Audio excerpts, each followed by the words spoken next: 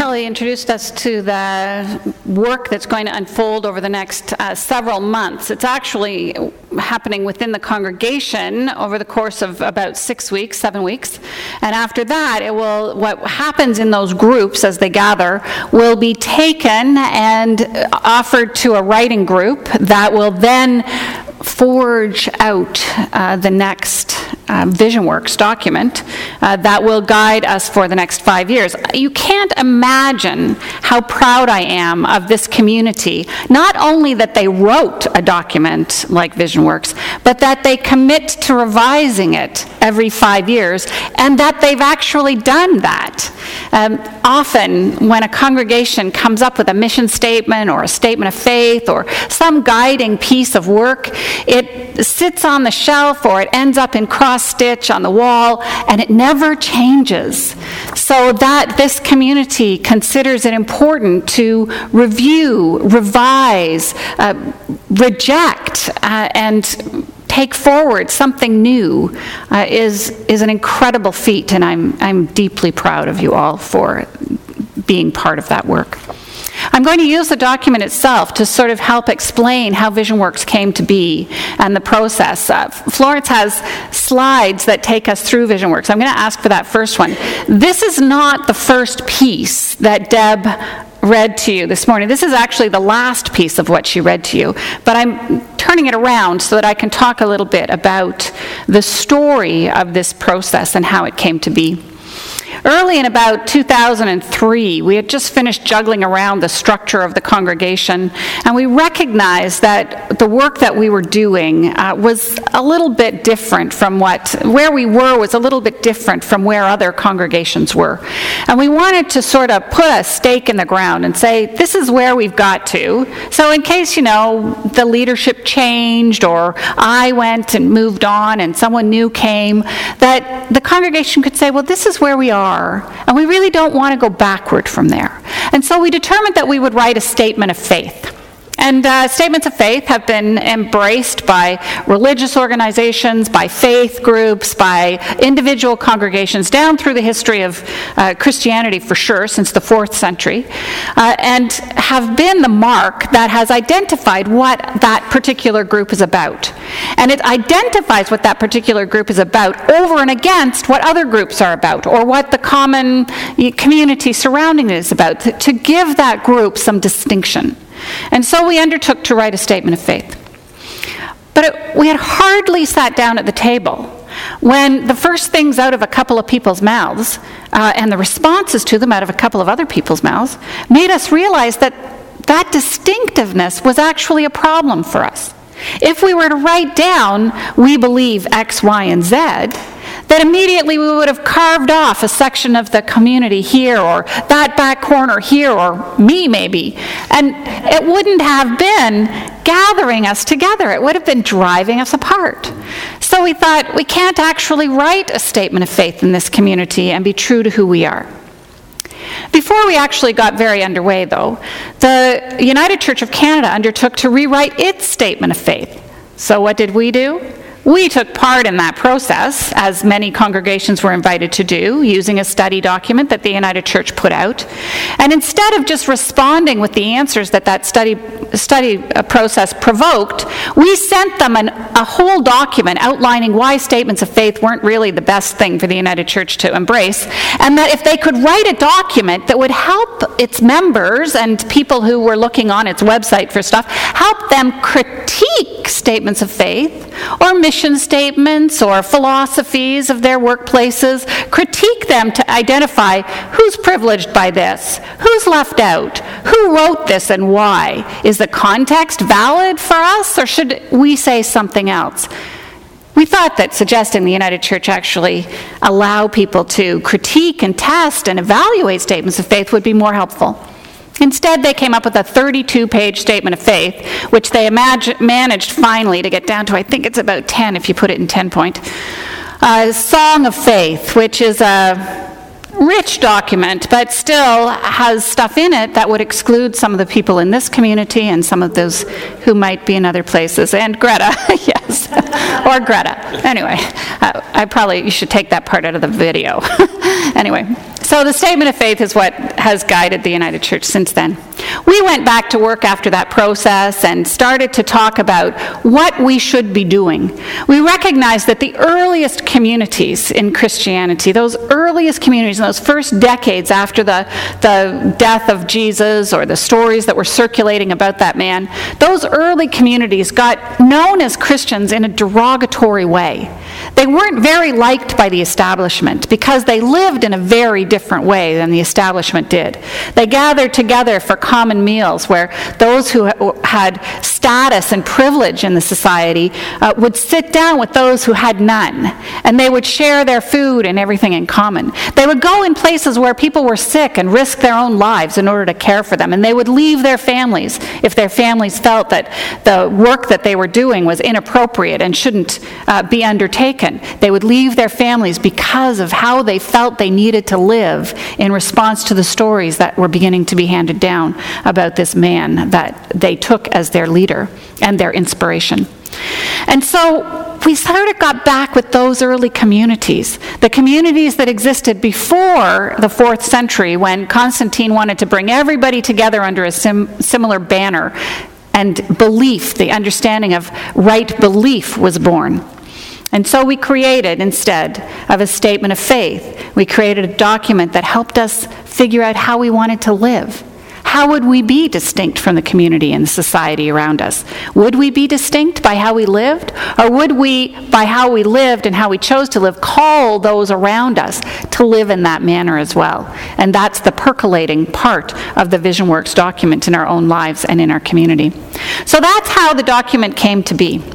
In 2004, when it was embraced by the congregation, the first line of that document was, "Our foundation is spiritual." We thought that that was a dramatic shift and change from every other Christian congregation in the world, because every other Christian congregation in the world had the Bible as its foundation. So with that somewhat nebulous phrase, "our foundation is spiritual," we were taking a step away from that particular foundation and recognizing that we had to identify it in a different way. By the time we got to 2009, that phrase made us a little uncomfortable, because the concept of spiritual is so often connected to the idea of a soul or the spirit or something religious, and the phrase itself became a source of tension. What we've been trying to do at West Hill is not eradicate differences in belief or differences in understanding, but to get below them to a common language that can lift them all up. And the group that gathered in 2009 to go at that document found that the word spiritual was actually continuing that segregation for people for whom that word meant something more than just meaning in life, but meant something supernatural or something of a different consciousness level or a different realm. And they then couldn't accept the understandings that we had in VisionWorks. So in 2009, that statement was changed, and the word spiritual, it shows up throughout the 2004 document, is very carefully used in 2009. I imagine that as the conversation ensues this time around, we will again look at the word spiritual and other ones and sort them through. On one of the nights when the group gathered to review the document in 2008-2009, I was speaking at another church in the presbytery, an evening event at St. John's United, and I was able to say to them, and I was so excited about this, that there's a group rewriting our significant document, this piece of work that guides everything we do, and I don't even have to be there. That is an extraordinary thing to say that this community has within it. People that will, with integrity and with courage and with care, look at our documents, and I trust that they can take them where they need to go. It was an awesome opportunity to be able to share that with people. So let's get back to the document and where we are now. One of the first things, I'm going to rely upon some of these slides so that I don't miss something. The purpose of the document is to set before us these things, our priorities, to help us make our decisions and take action and relate with one another in community. The purpose of the document is to guide us in those choices, those things that come before us. When we have a conversation about whether or not we want to do a particular thing, is it in alignment with our values, with what we say in VisionWorks? If it is, absolutely, let's go and do it. If it's not, we need to step back and query ourselves. Are we really wanting to do this? Is this something we want to model for the people in our community? Is this something that we want to do for good reasons, or are we merely doing it because it's a great fundraising idea? Having to check our values and see if it's in alignment always keeps us in check from simply running after a fundraising idea or a way to do things that might seem more efficient but doesn't actually take into account the way we have said we want to live. So we set our priorities, we look at our decision making, we check our decisions, and we look around this space and determine whether or not it's in alignment with these priorities. So that's the purpose of VisionWorks. I'm going to take you to the next slide now. The process of the Elements Committee is that process that calls us to evaluate ourselves. The Worship Committee ended up being known as the Elements of Worship Committee, ended up being known as the Elements Committee through the course of the last dozen years. What was normally a committee that talked about the things that happened in Sunday services, Sunday worship services, evolved to be a committee that talked about the elements of those services without the words that made us think about a supernatural deity. The Elements Committee is the committee that's responsible for this VisionWorks process because they now oversee the elements within our community that are significant to us, significant to our conversation, significant to who we say we are, to how we appear to those beyond our community, to how we appear to ourselves. It tests our relationship. And so it's the one that is taking on this process of evaluation and will be the one who pulls together the group that does the writing and brings the work back to you in the fall. As individuals, our next slide, from a wide variety of backgrounds and with a diverse viewpoints, we come together in community. I'm going to talk about the diverse viewpoints when we get to another section of this, but I want to talk now about community and what community is and why it's important. There are a lot of movements, the spiritual but not religious groups, people who are looking for a deepening of their sense of self, a growing in their own understanding of themselves, coming to self-fulfillment and finding meaning. There's lots of different ways that people can do that. Some do it through intellectual discovery, some do it through practices that come out of a variety of different traditions. Some do it just through reading and learning. Some do it by communing with nature. But we feel that coming together in community is significant, and that's why we do this. And I believe it's one of the most crucial things that we do. That we come together in community to rub shoulders with one another, to be together, to stretch relationships, to talk about what relationships mean. That's one of the most significant elements of church. There have been studies done over the last many decades that show that people who participate in religious organizations, who go to church essentially, have a much more significant well-being, much higher sense of well-being than people who don't. And that's very true. But it's not the belief systems that make that sense of well-being grow. A study done in 2010 by Robert Putnam, who wrote Bowling Alone, and Shayun Lim, one of his colleagues, took that finding apart and started looking at what it was that actually contributed to well-being. And it wasn't beliefs. It wasn't if someone believed really, really strongly that they had a higher sense of well-being. It was how deeply they knit themselves into community. How many times they touched base with people from that common community. Those were the things that strengthened their sense of well-being, not the beliefs that they had.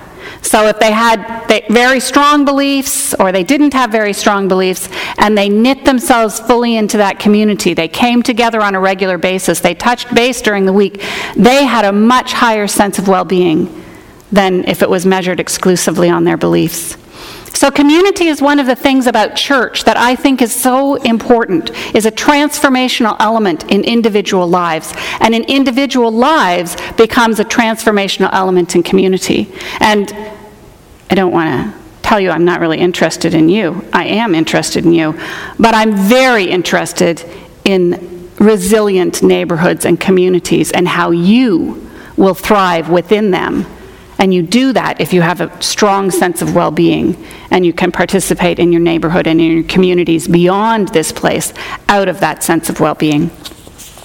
So now if we take the next slide, this is pretty much our mission statement. We wrote a mission statement just prior to the writing of this VisionWorks document in 2009, and it calls us to do these things: to pursue justice, seek truth, live fully, care deeply, and make a difference in the world. All because we have a reverence for life. Reverence for life is the phrase that Albert Schweitzer coined early in the 20th century when he explored and studied and looked and challenged and went at it all every day. He was a very intentional man, trying to find a commonality in life on the earth. And the commonality that he found was that every life form on the earth had an urge toward life. It all wanted to live. And so recognizing that everything wants to live, he developed this deep reverence for life and held that as his motivating experience in life. A reverence for life in all its forms. Some say that he took it a little too far in terms of not stepping on grass and things like that because it might harm them, but he lived with a reverence for life, and we want to infuse ourselves with that reverence for life.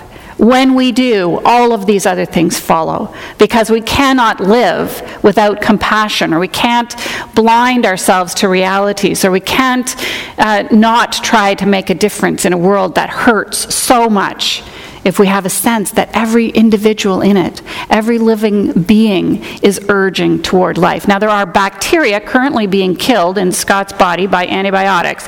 I thrive, and he thrives, because we kill bacteria. I know that. I'm not saying we need to let them thrive, but we do need to live with a reverence for life and find how far we are willing to take that and how we do that. Our next slide.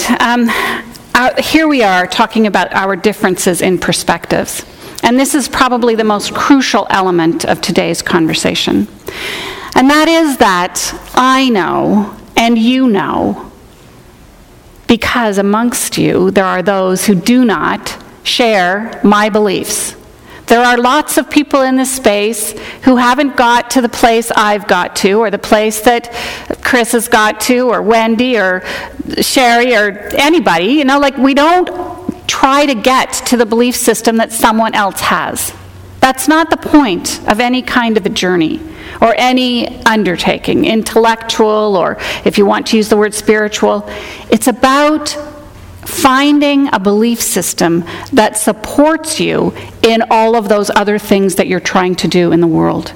In that trying to live out justice, to care for others, to make a difference, to look for truth. A belief system that supports that work is a belief system that I can champion, whether it's mine or not. And so when we gather together in this space, we gather together those who have a belief in a theistic God and a supernatural realm, supernatural elements within that realm, and we have people who have absolutely no belief in that. And our work is to constantly find our way to get below those belief systems to the words that motivate us toward compassion, toward living fully, toward seeking truth, toward caring for and loving one another. That's our motivation. It's not that you all come to believe exactly the same thing that Lois Stewart believes. That is not it.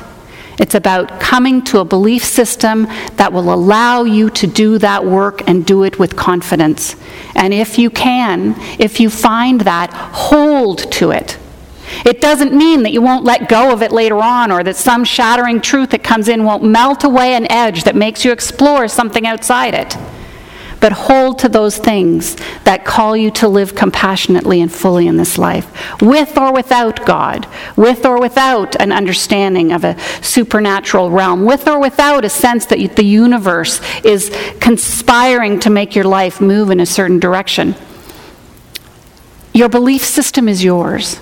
My responsibility is to motivate you toward justice and compassion, to weave those two things more fully into your heart than they have ever been woven before. It's not about making sure that your belief system is compatible with everyone else's in the room. Some years ago, when I stepped into a workshop that was taking place in the basement, we were doing one of the United Church's pieces of work that they asked congregations to do so that we could respond to them. And someone else had started the facilitation before I managed to get downstairs from greeting people after the service. And I walked in just as one person was saying, "Oh, that person who stood up and said, 'I want to give thanks to my Father in heaven for something,' in the prayer time, I just wanted to cringe. I was looking around wondering what Gretta was thinking.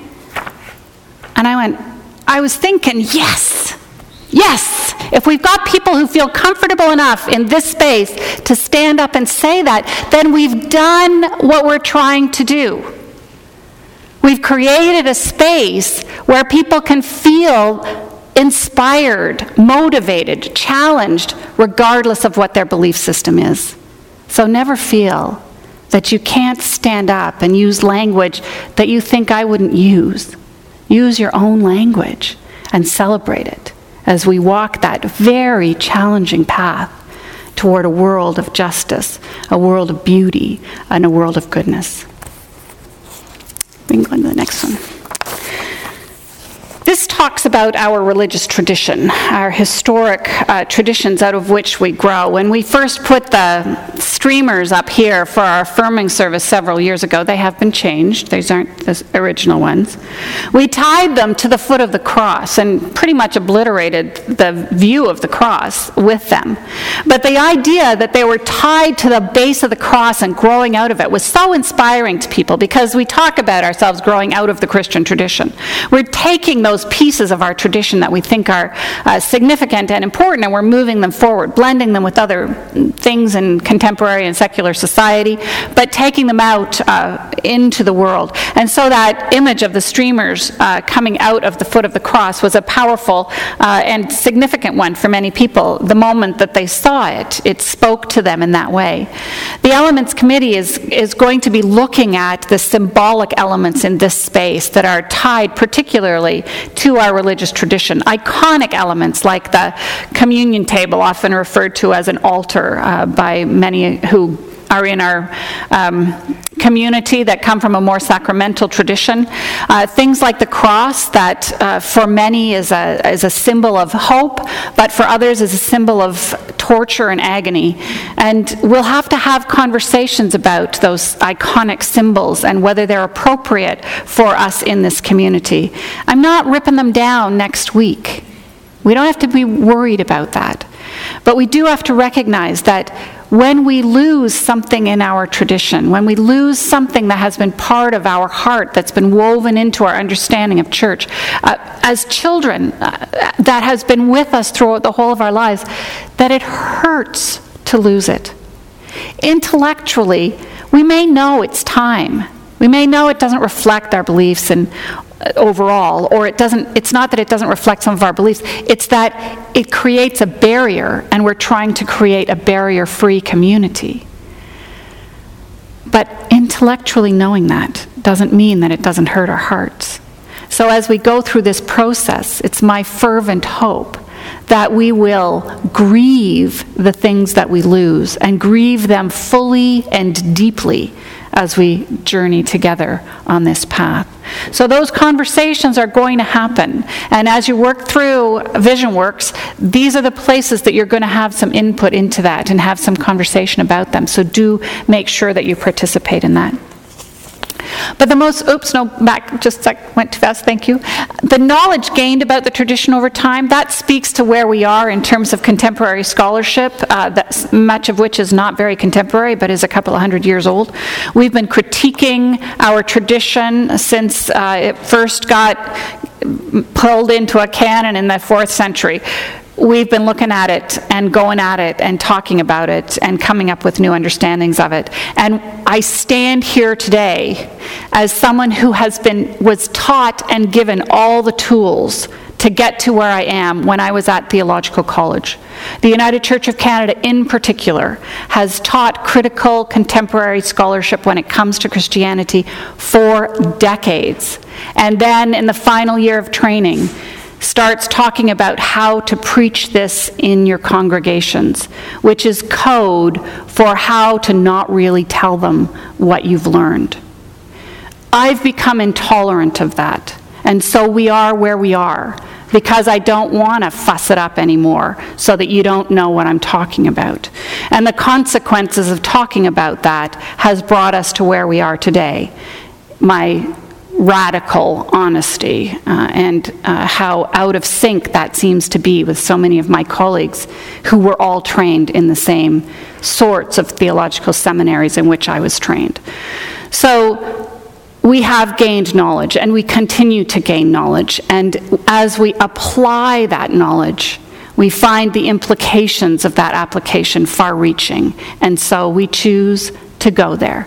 That's the only difference between us and another United Church congregation. Thank you. Florence, you can move on now. The diverse sources of insight and wisdom and contemporary blah, blah, blah. This is where we get our inspiration. Several years ago, or many years ago, I started with an Ayanla Vazant poem, which I read one day in the summer when there's hardly anybody here. I snuck it in as a second reading beside the Bible reading, the reading that was taken from the lectionary each week. And so after that, every week I started sneaking in another reading. And those readings started to sort of have more to do with what I talked about than the Bible reading that I was using. Over the course of the years, my frustration with that Bible reading grew, and I started rewriting it. I mean, it's only a translation anyway. I'd have to read it to you in Hebrew or Greek if I wanted to get back to the original, and probably have to take the Greek back to the Aramaic if it was going to be even close to what the real words were, if they were ever said. So it was for me to actually rewrite or revise or reframe those words did not seem to me sacrilegious in any way. I merely was offering an interpretation that would have more meaning for my community. And then one day the Elements Committee said, "You got to stop doing that. It was just getting ugly." So they said, "Stop using the Bible. Enough already. If it has a piece of wisdom," and those of you who are here for the Sunday before Easter and Easter Sunday will have heard me use the Beatitudes, a rewrite of the Beatitudes. If it serves a purpose, bring it into the space. But if it's just an albatross, don't wear it anymore. Get rid of it and move on. Since then, the sources that we have brought into this place have been from songs and poems and books and authors that I would never recommend. But this little bit of wisdom in their book has value for us. So it's not the authority of the source that determines whether or not something comes into this space, but the value of the piece that we bring in.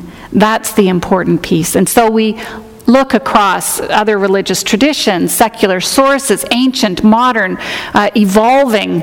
We bring these things into this space and use them, with the caveat that they must be accessible. They must be barrier-free. They can't suppose or promote perspectives that would exclude a portion of the congregation or those beyond us. And out of those sources, we distill these core values. When I read this the first time, I was thinking, oh my goodness, we distill them out of just our religious tradition? No, we distill them out of everything. We find the core values that we use to move forward, and we believe are fundamental to right relations with self, others, and all life on the planet. Recently, I've started saying, and the future, in a sort of seventh generation perspective. I think that the word spiritual has evolved for me into this understanding of right relationship with self, others, the planet, and the future. That when I use the word spiritual, I'm talking about those things that move me toward that. that call me to live that way. So it's about love and compassion and those things that I can't put on a scale or examine under a microscope, that have to only ever be spoken of in metaphor. Those are the things that are spiritual for me, and they are things that call me toward this. Not just to self-transformation and self-fulfillment, not to isolation in a practice that keeps me separate from others, but in practices that embolden me to connect with others, to connect deeply with myself, to understand what the world 7 generations from now, how it will judge the choices that I have made, and to live as fully as I can in those choices, to make them right relationships. That's my spiritual quest, and that language might show up more in this coming document. But what do we do with a tradition? No, keep it there, sorry, Florence. What do we do with a tradition that's riddled with discord, with oppression, with arrogance, and with violence? The word distill is what we do with that, and also with those other sources where I might bring you a piece of it, but not the whole document, where I might feature a particular individual's work, but not the entire time in which that person lived or the other things that they did. We distill out of those the values by which we want to live. Now, Florence would be great. And then this final piece is about this progressive work. And these are the elements of progressive thinking that are up there now. You can't think progressively if you can't get out of your own perspective. If you can't push the wall of your own beliefs down long enough to look over it, or hoist yourself up enough to look over it, you can't move forward in your thinking. So progressive thinkers have to be open. They have to allow for other ideas to infiltrate their brains, fight it out with the ideas that are already in there so that some new understanding comes forward. If you're closed-minded, it's not going to happen. And far too often when we walk in religious buildings, we're asked to close our minds. Not here. Not here. You have to almost always have 1 or 2 or 3 ideas clashing in your brain in this place, and work your way through to a deeper understanding. Progressive thinking demands that we be creative, that we find new ways to respond to the world, to challenges, to ideas, and that we, as we're open to them, we evolve them in new ways. Creativity calls us to do things differently. We have to be honest. No, that's not the first one. Intellectual rigor is the first one, because we have to open ourselves to new understandings that come from other places. That quote that is so formative for so many who are on this quest: seek the truth, come whence it may. Who knows where it might come from? Come whence it may, cost what it will, and lead where it might. If we are open to that, then the works that we pick up and we read that shake our foundations, they're worthy works, and that work must be done. We must approach it with intellectual rigor. And then we get to what we do with it. We have to be honest. You can't learn something and then not tell anybody. We have to be courageous. Once you tell somebody, flack is going to happen. I'm trying not to use bad words here. It's going to happen, and you've got to have the courage to stand up to it. We have to move forward with humility and with respect. If I'm trying to force something down your throat, it's not worth having it forced. I'm not worthy of being listened to. We have to have humility and respect. The group that I align myself with in terms of my belief system is a group that's often arrogant and rude, that laughs at people with religious beliefs, that mocks them in their songs and in their writings. They're not good examples of where I am. And so I choose, and generally manage to, move forward with respect and with a sense of humility, and try to honor where other people are rather than bludgeon them to get to where I am. And if any of you notice me acting in a manner inconsistent with that, tell me. and let me find my way to an apology on that. I'm hoping that you will engage fully in this process this time around so that we can work our way through this document in a dynamic process that informs us, that deepens our roots in West Hill and what it has been, and helps us flower into what West Hill's future will be, which I think is going to be extraordinary and rich. And I thank you all for being part of it. Amen. Thank you.